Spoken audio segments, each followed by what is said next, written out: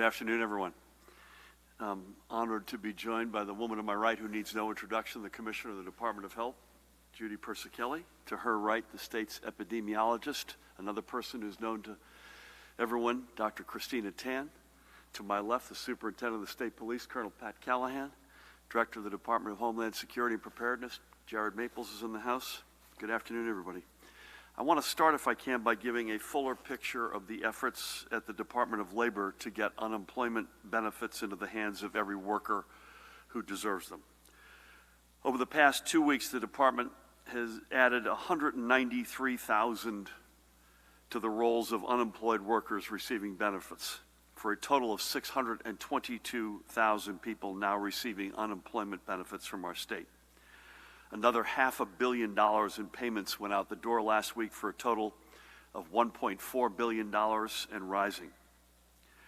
The unresolved claims are mostly, and I say mostly, not entirely, but mostly from the pool of approximately 200,000 individuals who are self-employed, independent contractors, or gig workers who filed for benefits under the Federal Pandemic Unemployment Assistance Program, or PUA. Those claims are starting to be processed literally today and will be over the weekend, bringing hundreds of millions of additional dollars to New Jerseyans' wallets and significantly reducing the number of claimants who had not yet received benefits. We will update you when we can on the department's progress, but the department can only release new unemployment numbers on Thursdays, and that is according to the U.S. Department of Labor rules. It is also important to remember that even in normal times, it takes 3 weeks approximately to process an unemployment claim after all the required information is received. When claims are coming in the tens or hundreds of thousands a week, the denominator of those who have not received benefits yet is always going to be a big number. It takes longer when there is missing income information or when there's a separate claim filed in another state. But I note, as I have said before, a couple of things. Number one, we appreciate your patience, and we appreciate even your frustration as you've been waiting to get through. But also, as importantly, that every New Jerseyan eligible for unemployment benefits will receive every dollar, every penny they qualify for. Let's switch gears and go to today's numbers, and let this never be just about numbers. Today, we're announcing another 2,651 positive test results for a statewide total of 121,190. If you look at the graph, these numbers keep moving over time and overall in the right direction. As I mentioned on Monday, we can't get distracted by one-day spikes or drops. We have to look at the trend lines. Likewise, the map of New Jersey we have turned to daily continues to get lighter as the rate of doubling of new cases continues to slow. And again, the counties that are the least amount of days to double continue to be in the south. And two things about those counties, and Judy would want me to say this. Number one, they have meaningful cases, but much fewer cases there than they do in those northern counties.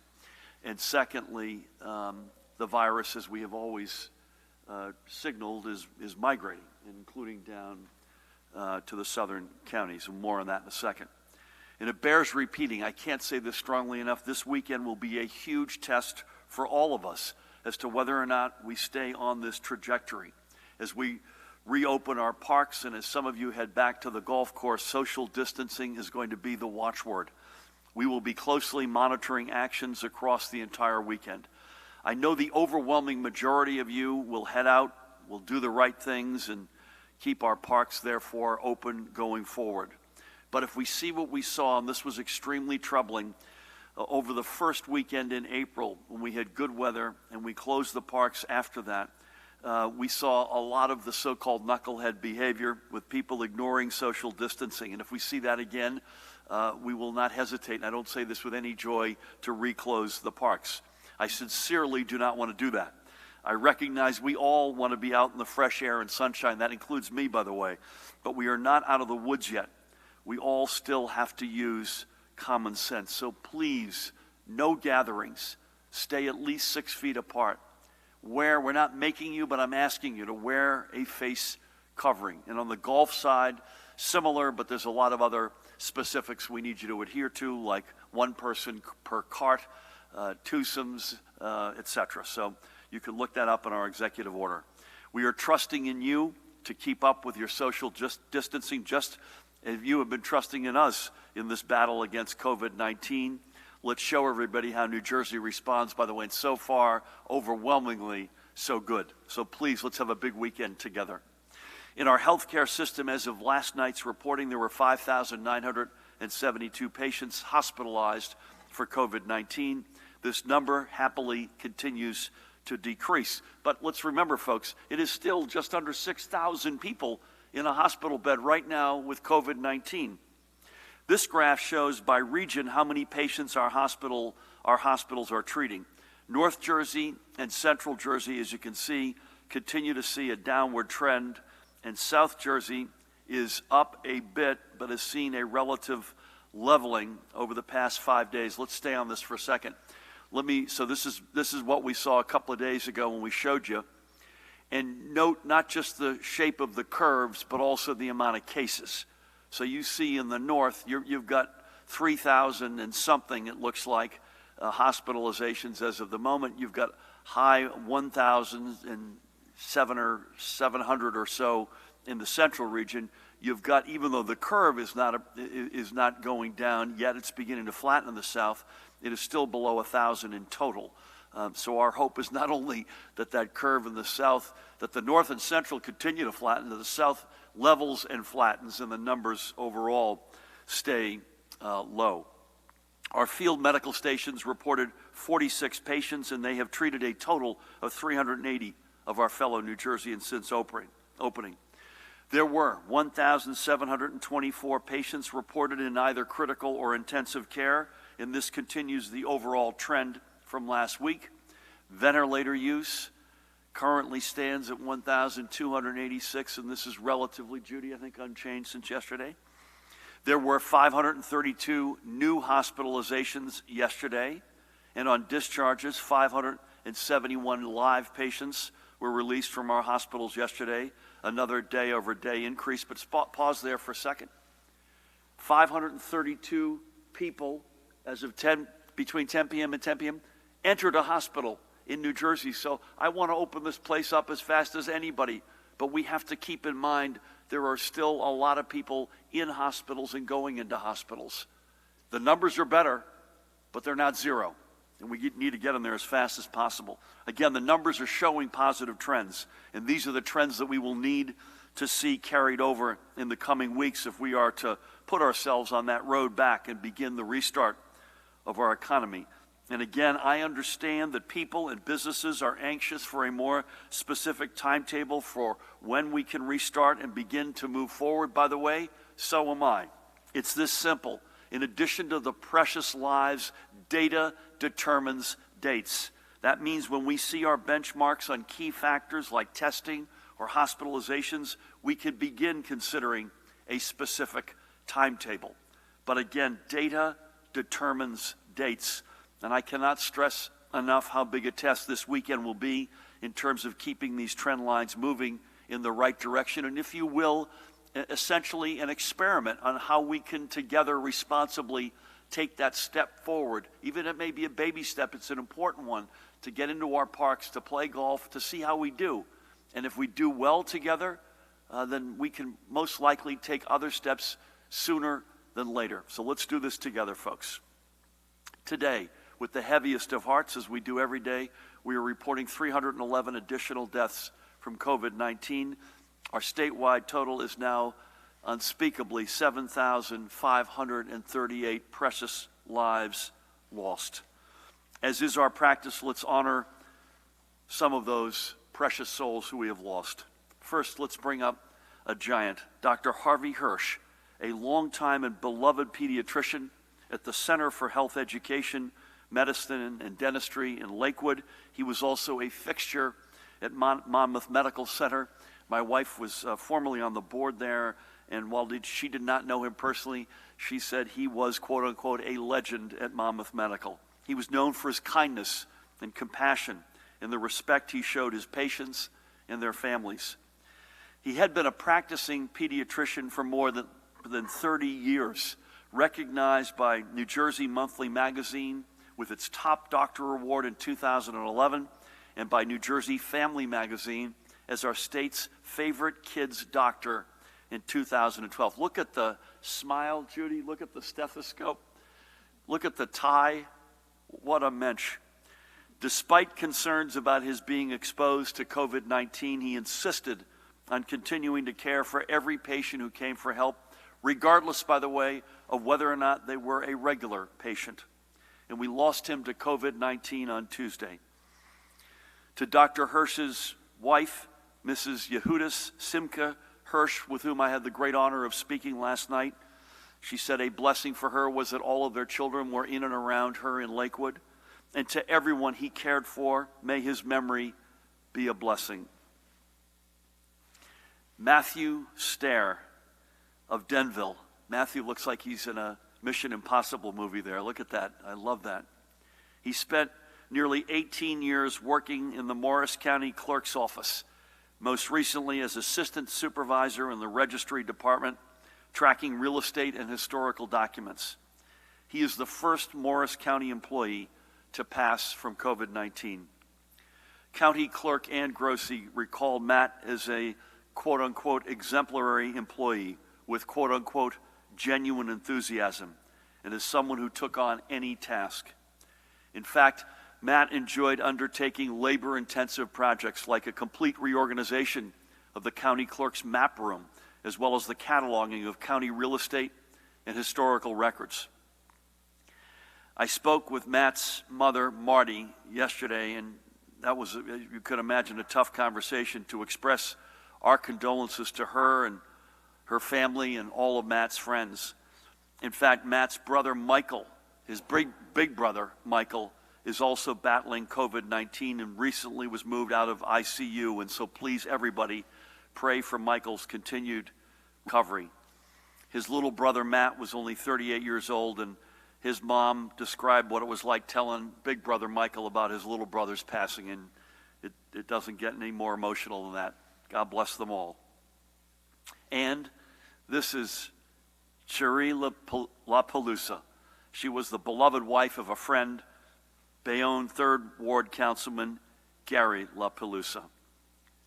Sherry was a Bayonne original, born and raised. She is co-owner of her husband's landscaping business, and she was co-owner of her husband's landscaping business, and she also ran his civic association, organizing food and toy drives and dinners to celebrate the people making a difference in the community. And Gary is a guy that I've walked the streets of Bayonne with together on more than one occasion. Along with her husband, Gary, Sherry leaves behind her daughters, Jennifer, Gianna, and 2 sons, David and Gary Jr. As Gary said to me, we got 4 kids, 3 adults and a 12-year-old, and Gianna is the 12-year-old. And to each of the 4 of them and to Gary, our hearts and prayers go out to you. And by the way, Sherry was only 53 years old and was in the midst of the battle of her life, not just with her own health, but her mom is also battling this awful thing. And it was unspeakable. You know, Gary said there she was trying to save her mom's life, and in fact she lost her own. So to Sherry, to Gary, to Sherry's mom, who's in our prayers, to their 4 wonderful kids and everybody they touched in Bayonne and beyond, God bless you all. These are 3 more of the faces COVID-19 has forever taken from us. We remember each and every single one. Again, as I said yesterday, more New Jerseyans than we have lost in most of our nation's wars and other cataclysmic events combined. It's a staggering toll. And I remind you that our flags continue to fly at half-staff for all of them. And today, which is the first time this has ever happened since I've been governor, I signed an executive order that the flags today, in addition to all the victims of COVID-19, would be flying at half-staff in the memory of former First Lady Debbie Keene, who passed last weekend. So to her, as our state's former First Lady, and to her husband, the former governor, and their children, including Senator Keene, God bless each and every one of them, and God bless the families of those who have been lost and the memories and the blessings of those who have been lost to COVID-19. And may we all together continue our work together to stop this awful scourge and bring this to an end. Switching gears, today I am signing an executive order relaxing the in-person requirements for both the solemnization of marriage licenses for couples and for working papers for minors. On marriages, wedding ceremonies will be allowed to be held using video conferencing technology with certain safeguards. Municipalities are still permitted to allow in-person ceremonies, but subject to social distancing. But they will not be required to do so. Even in these times, there are joyous occasions like marriages that we can still celebrate safely and smartly. And for working papers, the requirement that a district designated individual give in-person sign-off is waived for this emergency. Obviously, the fact that our schools remain closed has made getting required sign-offs on these papers challenging for young people who wish to work. And as today is May 1st, May Day, I might add, I want to remind all renters that under an executive order I signed last week, you are able to have your security deposit used to cover your rent, either in part or in full. I read an op-ed by a citizen today in the Asbury Park Press that called me a despot. And I read the first couple of paragraphs to determine why I would be considered a despot. And it was the fact that I allow folks to get access to their security deposit. Okay? I also want to reiterate that no renters are to be threatened with eviction throughout this emergency, and under no circumstances may any landlord even attempt to evict a tenant. No one should fear losing their home.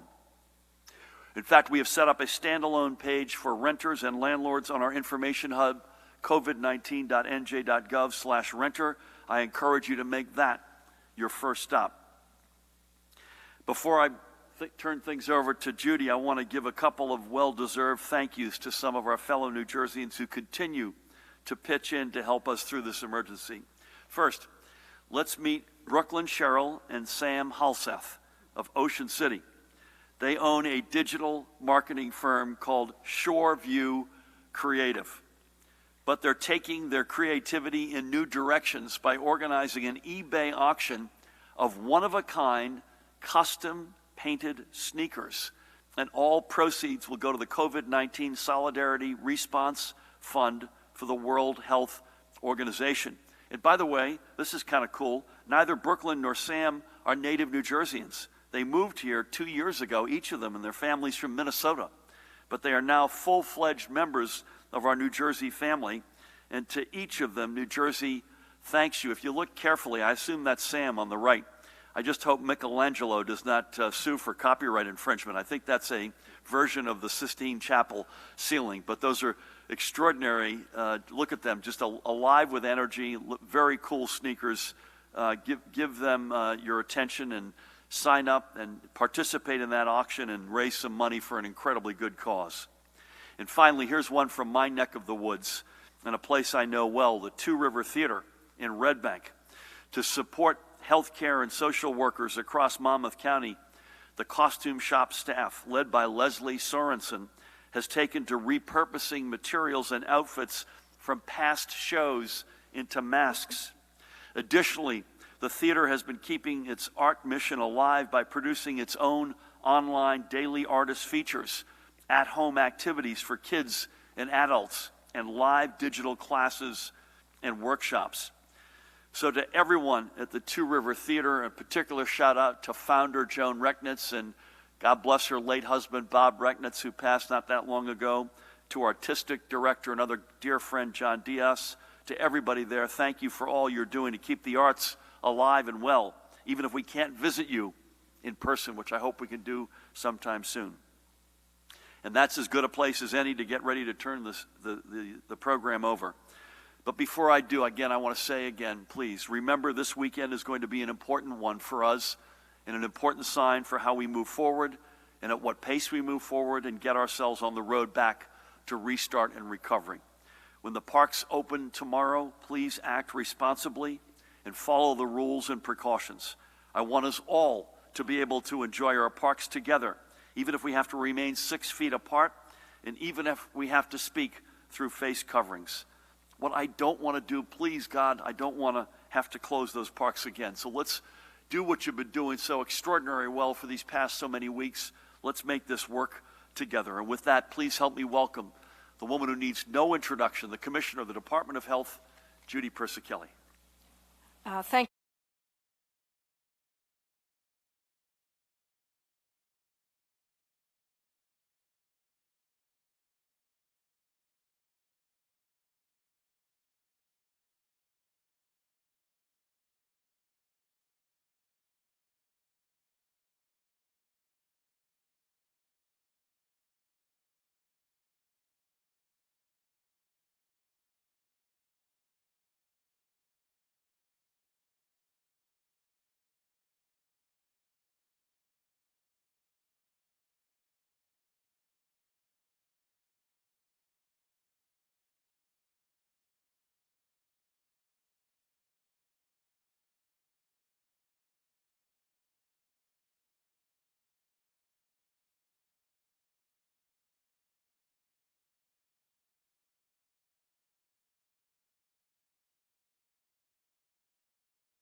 Do not share your golf carts.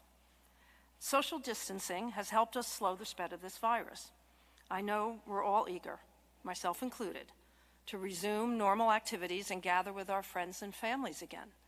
But we cannot abandon these vital measures that have helped us protect one another. Last evening, as reported, our hospitals reported 5,972 hospitalizations of COVID-19.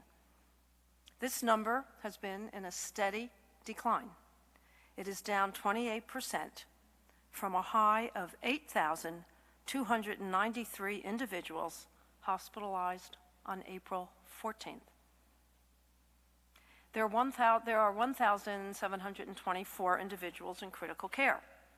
75% of those individuals are on ventilators, which is slightly up from yesterday.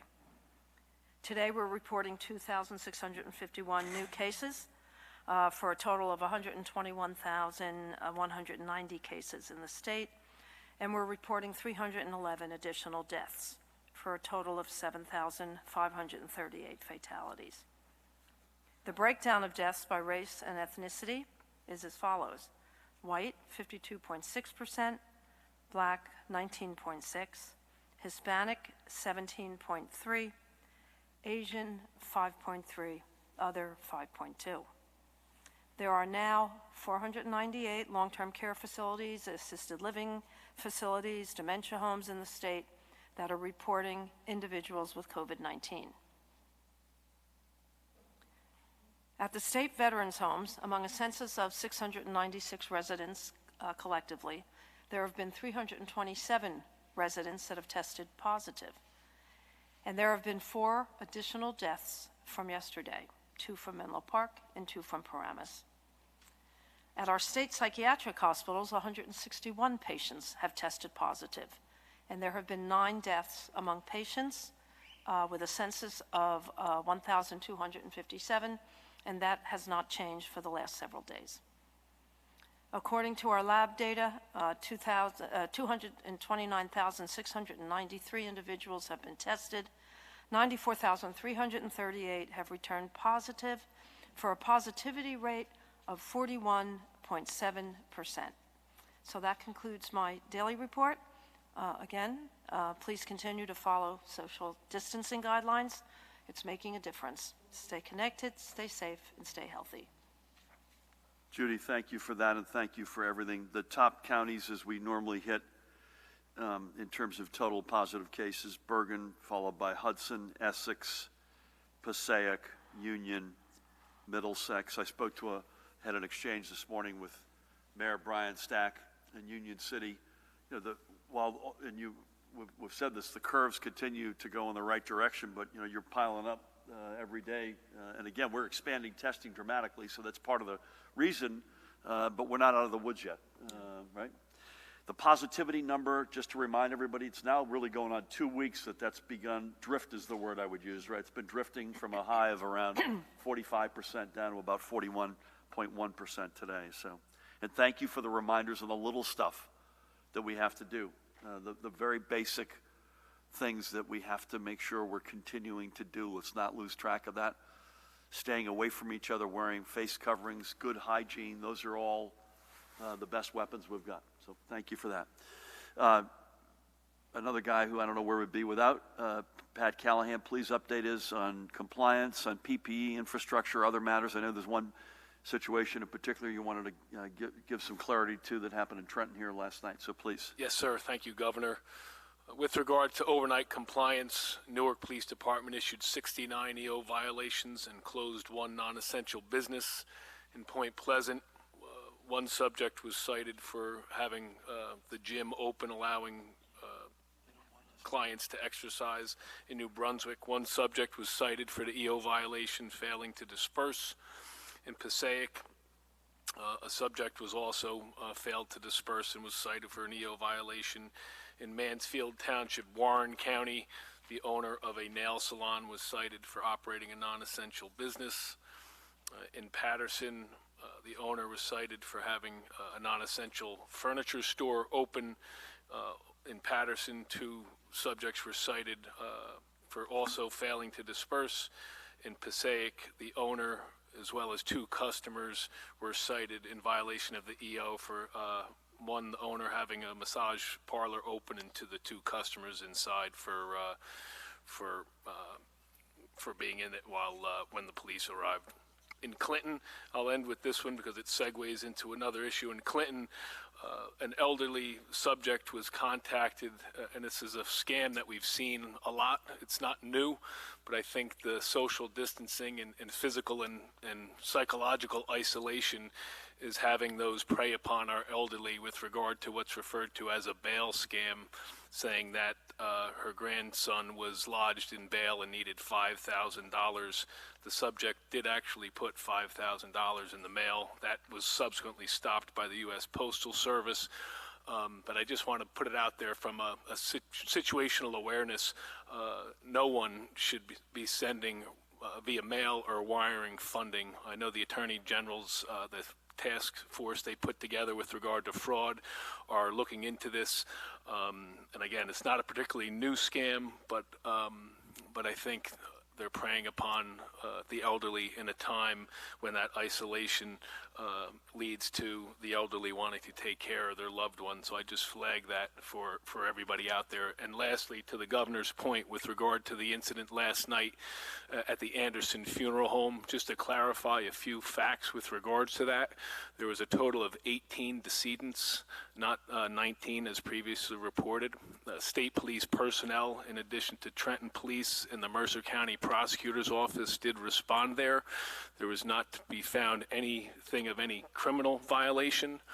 After the assessment done by state police personnel and the others there, the Anderson Funeral Home transported 11 of those decedents to the central temporary morgue site. I think it should be noted that Anderson had previously used that temporary morgue site as well, so they did know it was there. This was simply a case where they just got overwhelmed. 7 of the decedents were permitted to remain there because their funeral service are being held over the course of the next 3 days. And in response to that, we had re-messaged what we had put out over the last few weeks to the Funeral Directors Association, New Jersey Hospitals Association, long-term care, as well as our county OEMs, all of the guidance that we put into the efforts. And I know you've heard me speak to it over the past several weeks on mortuary affairs. Not a topic we want to discuss, but we have spent a lot of time and resources to help assist all of those that are struggling with the death associated with this brutal virus. And I just wanted to remind everybody of that and set the record straight with regard to what happened last night at Anderson Funeral Home. Governor? Pat, thank you, and I appreciate your doing that. 2 quick comments. We'll start, Brendan, over here with Dustin before we go to questions. 2 quick points. Number 1, on schools, I can save you the questions. We'll give you word early week. My hope is on Monday as to what we're going to do about schools. So we've said again for everybody, to remind them that we have said that we're on remote learning until at least May 15, and would let folks know at latest on May 15th what the balance of this school year looks like. We would hope to give you our guidance, not on May 15th, but I would hope Monday or Tuesday. I'm hoping on Monday, May 4th, rather. Secondly, on just, I think, Judy and Pat and Christine, it may bear repeating, just reading from the executive orders as it relates to parks and golf, and just want to make sure folks aren't surprised by things when they show up. So picnic areas, playgrounds, exercise stations and equipment, pavilions, restrooms, other buildings, facilities, visitor centers will remain closed. So when you show up at the park, don't assume that stuff's going to be open. Parking will be limited to 50% of maximum capacity. No picnicking. Social distancing, as Judy said, must be practiced, except only with immediate family members. No organized or contact activities or sports, no gatherings. We're not making you, but we are strongly recommending that you have a face covering. So that's sort of the park picture. Please expect that when you show up. Expect that those are going to be the rules of the road. As it relates to golf, I don't know that we've ever read this, so I'm going to just read this out for you golfers who are getting ready for tomorrow. Golf courses are open so long as they adopt minimum social distancing policies that include, and this is what is included in that, electronic or telephone reservation and payment systems, extended tee times that are 16 minutes apart, limiting the use of golf carts to one person, requiring frequent and after-use sanitization of high-touch areas such as restrooms, range buckets, golf carts, and push carts, implementing measures restricting the touching of golf holes and flags, such as putting pins in the hole, requiring that flags stay in and provide player education and not touching the flag, closing golf center buildings, pro shops, and other buildings and amenities, removing furniture like benches, water coolers, and ball washers from the course, discontinuing club and equipment rentals, limiting groups to 2 players unless the foursome consists of immediate family, etc. Again, let's start there. Don't be surprised when those are the parameters when you show up tomorrow. And again, like everything else in life, assuming we keep these curves going in the right direction and you all comply by the rules of the road, slowly but surely we'll be able to continue to expand either some of those rules as specific to parks or golf, and maybe as importantly, if not more so, take other steps based on hopefully a successful weekend. So thank you all for listening. As always, let's start with Dustin. Thanks. Can you detail where the state stands on contact tracing and whether you know what percentage of people have had their contacts traced? On beaches, does the state have any recommendation on when they should open? I know that's a town-by-town decision, but if you have any general recommendations, and what restrictions should be in place? And do you have an opinion on towns that have taken action or are considering restricting beach access to residents only? And then I have 2 questions from the Press of Atlantic City for the Health Commissioner. Hamilton Center for Rehabilitation has 147 infections, one of the highest in the state. Have you figured out what led to the dramatic increase in the number of cases at that facility in such a short amount of time? Also, is this facility accepting patients that have tested positive for the virus? I'll give you a couple of thoughts, and then again, the general comment on contact tracing is it's a combination of boots on the ground and technology to get it to the place alongside testing that we are going to feel confident and be able to have you feel confident that we've got the right healthcare infrastructure in place, including a plan for isolation. Judy can comment about what's been done so far, but those are sort of benchmarks. It's part of our road to recovery. That's one of the important points on there. I don't have a crisp answer in terms of how many boots, nor which technology, but that's sort of the general thought. Beaches are a local decision with the exception of Island Beach. And I believe Matt Placken, who's with us, our chief counsel, will tell us that a township actually cannot legally restrict folks from outside of their township. So that's actually not within their right to do so. But my guess is we'll be giving you pretty good and pretty specific guidance on beaches, even those that are the overwhelming amount of which are not in our purview, but not yet. Would you add anything to that, Matt? That's perfect. Okay, I'm going to sign up for law school that night here on that basis. Judy, anything on contact tracing and or is it a nursing home specifically that you asked about, Dustin? Thank you.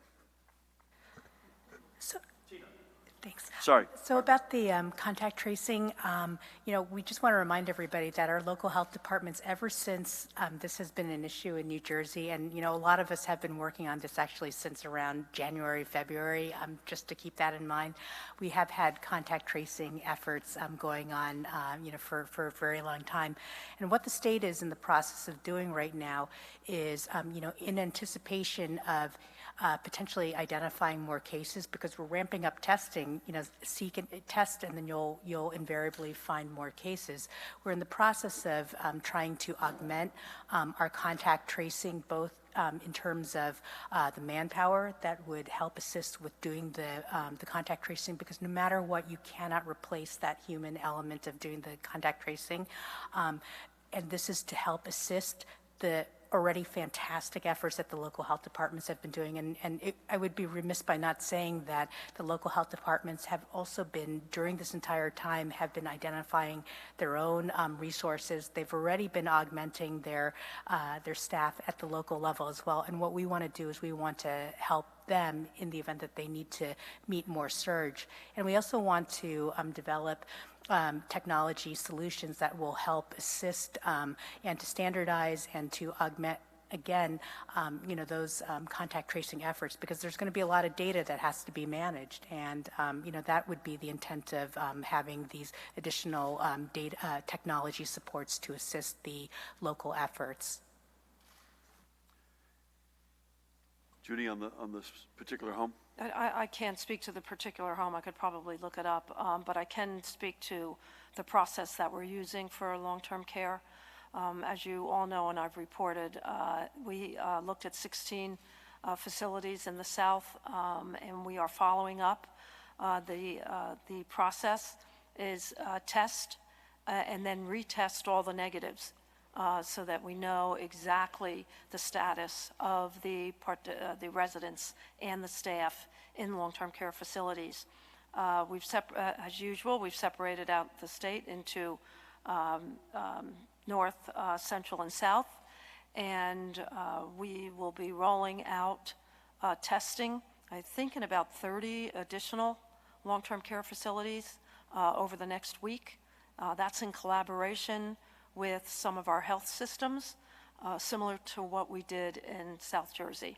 But it will be a test and a retest, and there is indication that for long-term care, over the long haul, there will be constant testing and retesting and retesting.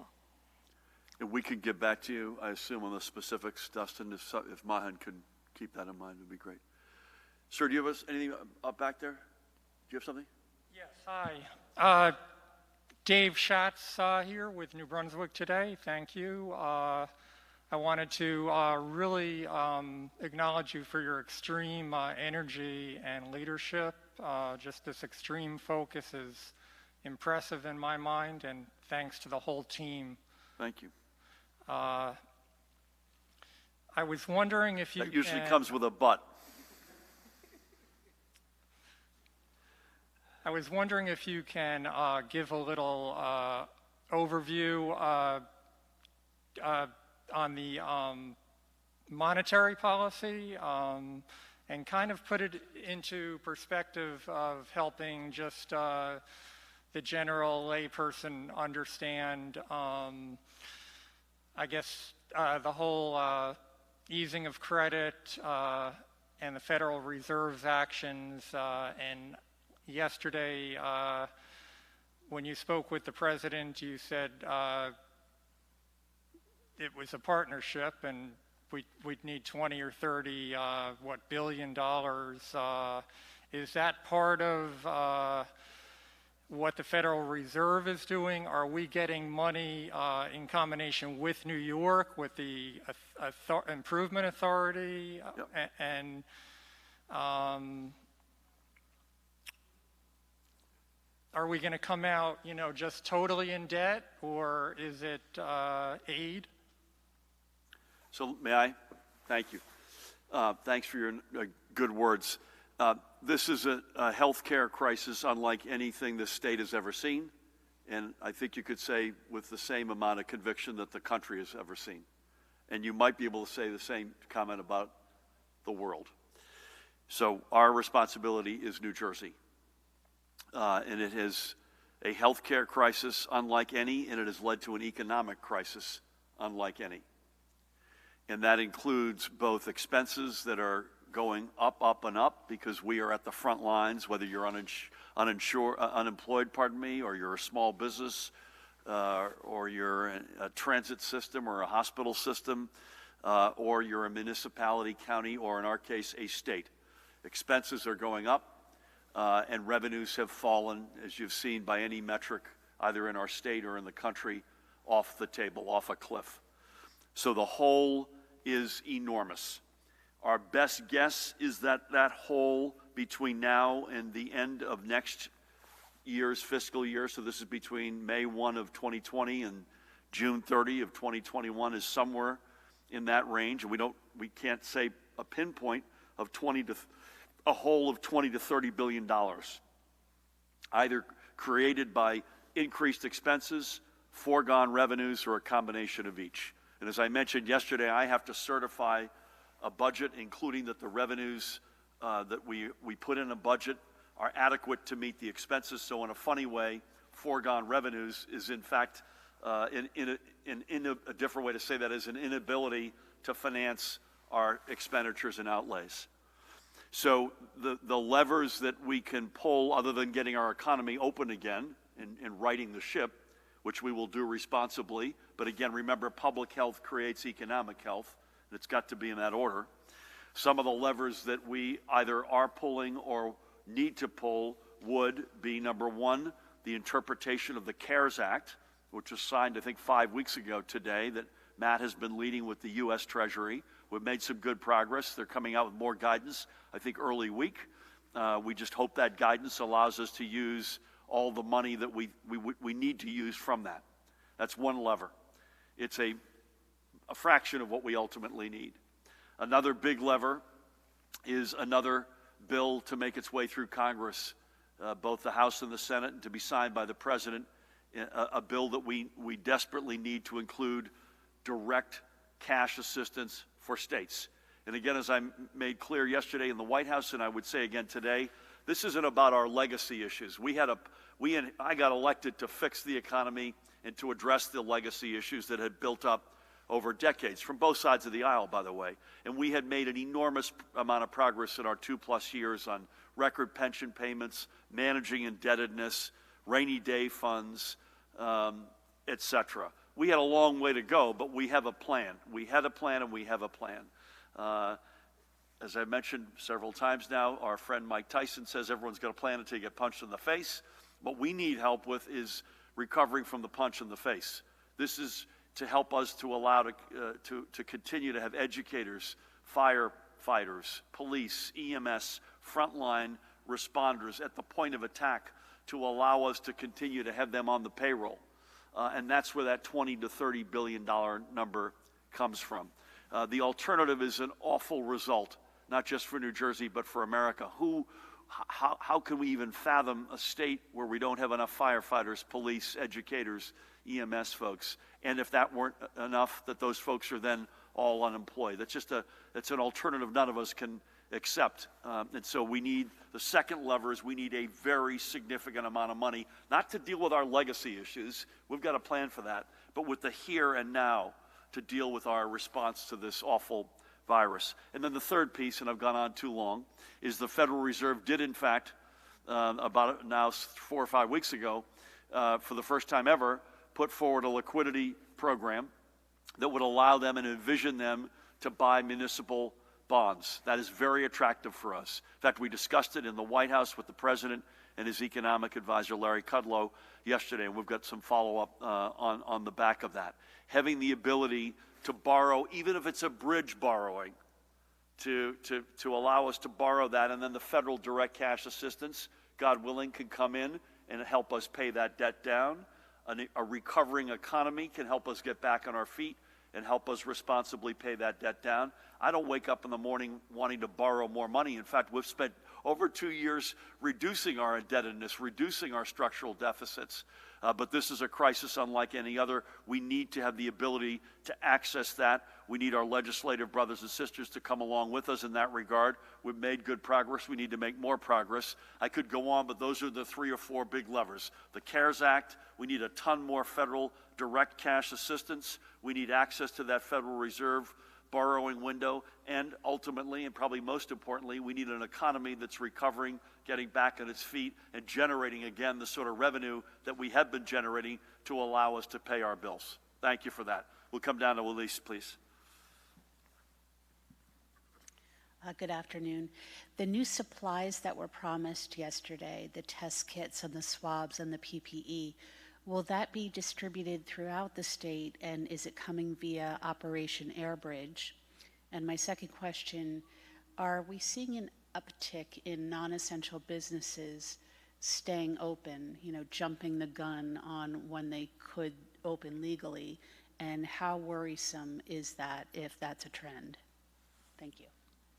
I believe this is accurate, and Pat will correct me on the first one. I think we have the supplies. I believe either we have them or they're about. I believe they're all here. If they haven't hit the warehouse, they're en route, but it is not Operation. It's not Airbridge, and that strategy, at least, is being constructed as to the governor has always been saying we're trying to double our testing capacity, so that's being worked at right now. But I believe we've got them. And we'll come back, Mahan, come back to Elise if you could, if I'm not wrong about that. How they'll be distributed is to be determined. I think you heard us, you may have heard me say yesterday, Elise, that we're working on the testing strategy. That's led by Judy, with a particular emphasis on things like particularly deeply affected communities. So our corrections system, developmental disabilities homes, psychiatric hospitals, long-term care, a whole family there, another family of trying to activate sets of mobile units to go in, particularly to our most densely populated urban populations. And then eventually we're going to want to get to the point, and I don't want to jump the gun because we're not there yet, and I'm practicing without a license. We want to be able to get to the broader asymptomatic population just to get a better epidemiological handle on this virus, but more on that as we develop it. Matt Placken, tell me if you disagree. If a non-essential business is operating right now, they are out of compliance, and they should not be. And so am I worried? I'm not sure I'm worried. I'm mad. And so we need folks to go on covid19.nj.gov and tell us where those businesses are, because we do not want that. And so, Matt, anything you want to add to that? No, if a business is ordered to be closed, they have to follow the order, and all businesses that are open have to follow the orders that you've laid out for strict policies regarding social distancing and other mitigation efforts to ensure that the virus doesn't spread. I don't want you to rat anybody out, but any follow-up we could have and tell us where that is, we'll be glad to take it. Thank you. Sir, you good? Thank you. Ma'am? You're back to your normal spot, Ian. Governor, with parks and golf courses being reopened this weekend, how will social distancing be enforced? Our viewers are curious if they'll be seeing police helicopters or drones monitoring parks. Does a good opening weekend for parks pave the way for other institutions to open? Specifically, we're looking at any consideration to reopen casinos. Commissioner Persicelli, how involved does the state plan to get in antibody testing, and what do you hope to learn from it? What part does it play in the state's reopening plans? Thank you. Thank you. I'll start, and Pat, you may want to come in behind me on compliance, and Judy, you'll certainly want to come in with Christina on antibody. I'll go to your second question first, if I may. A good weekend will matter a lot. I don't think it leads directly to casinos. I think we have to start. Matt and I were having this conversation earlier. We're sort of developing, we're wargaming what a sort of series of rings of steps looks like. And I think it's fair to say things that are outdoors, Madam Commissioner, give us more latitude than things where we're all packed in on the inside. So I can't give you any sense on the specifics as it relates to casinos, but I will say this: a good weekend and good compliance is going to matter. It's going to matter in the specifics as it relates to parks staying open, golf staying open, but maybe more importantly, it's going to matter if we get back. And by the way, folks, you've been great. So I just want to say that. Continue to be great. If we keep seeing those curves come down, we get those testing materials that are now here, we get the contact tracing, you then start to see a lot of pieces of that road to recovery plan looking more real, and that's going to give us more latitude. I'm not sure, I don't know of any plans, Pat can discuss this on his drone strategy, but we're going to have a significant presence, state park police, state police, local authorities, and I'll leave it at that. And Pat may want to add some more color on that, but we're watching. I just want to make sure folks know we're watching. We're not trying to be jerks. We're trying to watch and hopefully like what we see. Thank you, Governor. The only thing I would add is almost daily you've seen in the compliance reports where a store owner or customers have done the policing or tried to on their own. And I would hope that that continues, not that we're putting a law enforcement component onto the public, but as this whole community approach that we talk about, if somebody's too close to you at a park or not wearing a facial covering, which is recommended, we're hoping that us New Jerseyans say, hey, we're trying to keep these parks and golf courses open. Let's all pull our weight and do our share. Amen. Thank you. Judy or Christine, anything on either social distancing, antibody tests, or any other topics? I'm just going to start a little bit on testing, and then I'm going to let Dr. Tan talk about the utility of serology, antibody testing. Right now, our expanding testing, we will be doing the diagnostic molecular test, the PCR test, which is either the saliva test or the nasal swab. The serology test, which is a blood test, I guess you do it through a prick of a finger, has some utility for certain things that you're looking for that the epidemiologists can speak better to. Right, and basically the serology tests, the utility is that for the individual is somewhat limited because knowing whether or not a person has antibodies, has positive antibody tests, does not mean that you know whether the person might actually have immunity to the virus. Not all individuals can't necessarily generate antibodies, so sometimes you might have people who might have been infected who might not generate the antibody response. So in terms of, the utility for the individual, as the World Health Organization has put it, the serology tests are not meant to be an immunity passport. We don't know whether, this is useful information for whether or not a person can return to work safely without the risk of possible reinfection, for example, or other aspects. Or a negative test doesn't necessarily mean that they might not have been exposed in the past.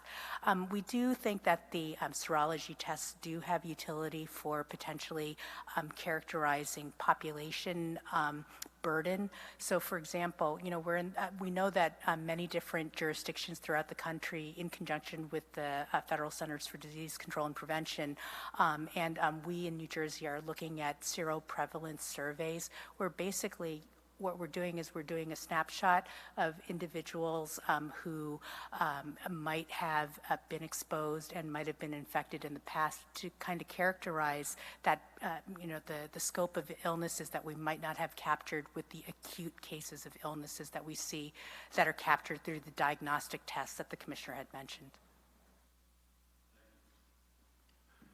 Brent, you get to close us out here. Hold on one second. So New York, I know you mentioned schools a little bit, but I just wanted to ask a little more about it. New York is keeping schools closed now. Do you know any idea if you're leaning towards that or anything else you could say? Do we have a clue where these new cases are coming from, like the few thousand that we're seeing? Or do we know if they're coming from long-term care facilities or all from the South? Or new positives, you mean? Yeah, new positives, yeah. We're hearing from hospitals, especially in the central part of the state, that they still don't have enough PPE, especially gowns.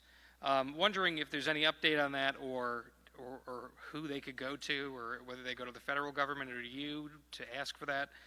And then fourth, this is just a tennis courts. Are they also going to be closed at parks? I didn't see anything in the order about that. So that was it. Thank you. Okay. I'll start, and I think it sounds like Pat and or Judy, nothing on schools. Good try, but nothing on schools. You'll hear early week. Thank you for that. New positive cases. I was actually looking at this by county. Number one overnight, Judy, is Passaic. And Passaic is number 4 overall. I assume you mean geographically? Geographically one. And do we also have any clue like where they're actually coming from? Are these from nursing homes? Are they from people walking out about? I figured I'd ask.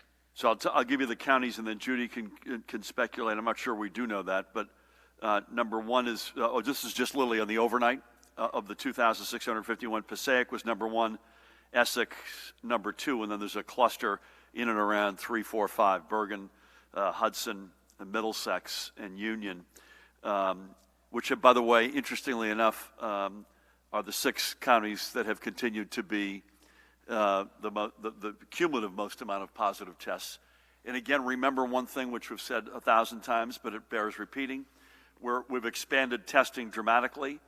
Our friends in Camden County, I think it was about 10 days ago, said they were trying to weigh up the spike. To what extent is it community spread? East Camden, the community of East Camden, or the part of Camden City was a particular concern, remains to some extent a particular concern, but you also had much more access to testing in that county. I'll let Judy come in. Gowns, I think we've said this, gowns have now become, someone said, quote unquote, the new ventilator. And so gowns are a problem. And I would say they should not go to the feds. They should come to their OEMs, I would think, at the county, or go right to the rock. And I'll let Judy and Pat come back to that. Tennis courts, Matt. Up to the county or the municipality? Up to the county or municipality.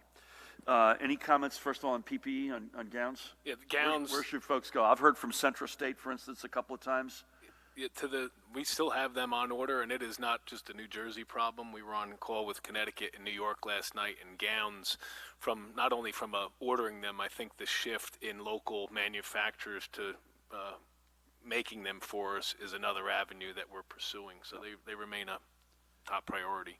Judy, anything on either gowns, the press in the central part of the state, and or where new cases are coming from?